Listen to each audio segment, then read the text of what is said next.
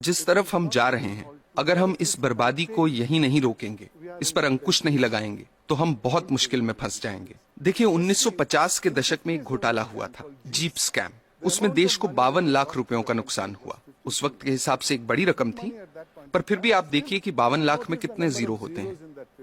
और भी कई घोटाले थे, LIC में मुंद्रा घोटाला, भारत बैंक का डालमिया घोटाला, नगरवाला स्कैम सेंट्रल बैंक में। हर साल घोटाले होते थे।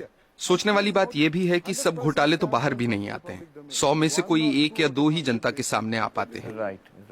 अब 2010 पे आते हैं, कॉमनवेल्थ गेम्स, 70,000 करोड़ का घोटाला। 2G scam, 1,76,000 crore. 2012 पे आइए, कोलगेट घोटाला, 1,86,000 करोड़। अगर 1,86,000 करोड़ रुपए का एक घोटाला होता है तो देश की अर्थव्यवस्था पर क्या असर होगा, आप अंदाजा लगा सकते हैं। 1987 में देश के प्रधानमंत्री ने क्या कहा था वो याद कीजिए।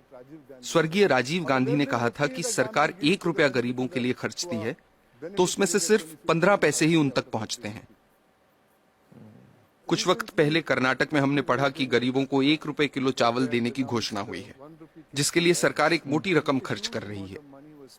कुछ हफ्ते ही बीते थे कि अखबारों में ये रिपोर्ट्स आनी शुरू हो गईं कि जो पैसा गरीबों को 1 रुपए के हिसाब से चावल देने के लिए खर्चा जा रहा है, उससे जो चावल खरीदा जाता है वो या तो एकदम सड़ा हुआ होता है, या जहां अच्छे चावल की खरीद हुई है वहां उसे गोदामों से चुरा चुरा के प्राइवेट लोगों को दे दिया गया है। इस तरीके से पैसे की लूट हो रही है। कैसे बच पाएंगे हम? सर, इस तरह के घोटालों का, भ्रष्टाचार का आम लोगों की जिंदगी पर कैसे असर पड़ता है? आप अपने रोजमर्रा के खर्चों को देखिए। पिछले साल के मुकाबले इस साल कितनी महंगाई है, क्योंकि जो पैसा देश के विकास के लिए रखा गया है, जिसे देश की प्रगति के लिए इस्तेमाल में लाना चाहिए, वो पैसा 85% चुरा लिया जाता है। देश के प्रधानमंत्री ने कहा था, मैं नहीं कह रहा, मेरे अंदाजे से तो अगर 1988 में 1 रुपए में 15 पैसे ही सही जगह पर पहुंचते थे, तो आज 5 रुपयों में से 15 पैसे पहुंचेंगे। ये हो रही है हमारी तरक्की। हम लोग, आप हेल्थ केयर को लीजिए, सरकारी अस्पतालों को काफी नजदीक से मैंने देखा है कि वहां क्या हो रहा है। मैं आपको एक मिसाल देता हूँ। 2010 में एक गांव की महिला डिलीवरी के लिए सरकारी अस्पताल आई। उससे पैसे मांगे गए, उसके पास पैसे नहीं थे। अस्पताल ने साफ इनकार कर दिया। महिला के साथ जो व्यक्ति था वो पैसों का इंतजाम करने गांव भागा। फिर अस्पताल वालों ने महिला को कहा कि यहाँ मत बैठो, बाहर जाओ।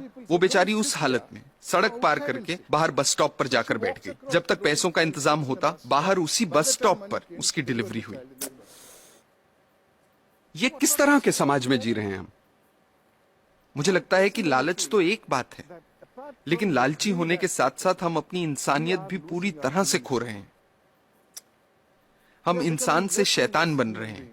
हमें इस बात से कोई फर्क नहीं पड़ रहा कि दूसरे लोगों के साथ क्या हो रहा है। हर जगह, हर डिपार्टमेंट का यही हाल है।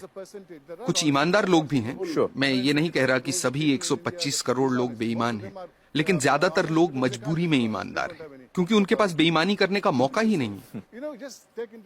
आज के हालात ऐसे हैं कि एक आदमी जो बड़े ओहदे पे है, वो अगर दूसरे पर उंगली उठाकर कहता है कि आप भ्रष्ट हैं, करप्ट हैं, तो सामने वाला इनकार नहीं करता। वो पलटकर कहता है कि आप नहीं हो क्या भ्रष्ट? That's so true.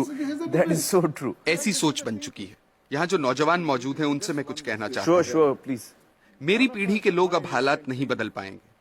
अब सिर्फ आप ही हालात बदल सकते हैं। और आपके लिए अच्छी बात यह है कि लालच सब सरहदें पार कर चुका है, सिर के ऊपर निकल गया है।